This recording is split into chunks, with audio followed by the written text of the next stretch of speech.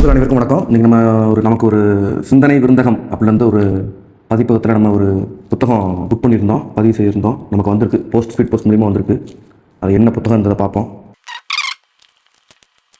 நமக்கு தேவையான புத்தகம் தான் உறவுகளை நாம் தமிழர் கட்சியின் செயல்பாட்டு வரைவு. மொத்தம் 2 புத்தகம் நான் சிந்தனை விருந்தகத்தில் நான் தொடர்பு பண்ணி கேட்டிருந்தேன். அண்ணன் நம்ம சரவணன் தங்கப்பான்ட்ட 2ல் ஒன்று ஒரு முக்கியமான விஐபிக்கு, அது ரொம்ப முக்கியமான ஆள். அவர் ஒரு பெரிய தமிழ் தேசியவாதி, சங்கரமும் இல்லை, அவருக்கு தான் அந்த புத்தகம்.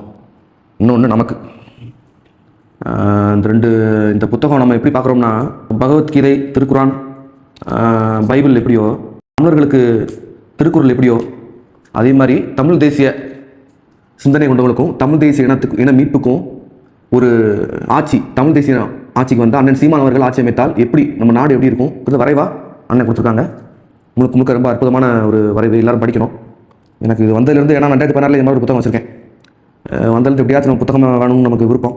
அது ரொம்ப தலைமையில் கட்சி அலுவலகத்தில் ரொம்ப கெஞ்சி கூத்தாடி கையில் கால எவ்வளோ குறையா வாங்கி வச்சுருக்கேன். இதே வாங்குறான். இது வாங்குறது நமக்கு என்ன இருக்குது பாருங்கள். ஒரு உயர்ந்த லட்சியம், நம்ம வெல்வோம் நிச்சயம். இந்த தேர்தலில் இதுதான் எங்களை வழி நடத்துது. இந்த ஒன்று தான், இந்த ஒன்று போதும். இந்த பாருங்கள், சாராயம் எங்கே இருக்குது, நெல் விவசாயி விளைய வச்ச நெல் எப்படி இருக்குன்னு பாருங்கள்.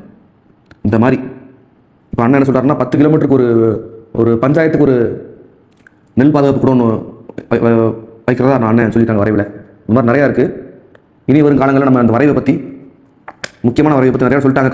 கல்வி மொழிக் கொள்கை எல்லாமே, உணவுக் கொள்கை எப்படி, பெண் பாதுகாப்பு, அதுவும் போக நம்ம என்ன எனக்கு ரொம்ப பிடிச்சது சாராய கடையை மூடுறது முற்றிலுமா, இதை பற்றி நம்ம பார்ப்போம். நன்றி, வணக்கம். தமிழ் தாய் வாழ்க, தலைவர் பிரபாகரன் வாழ்க.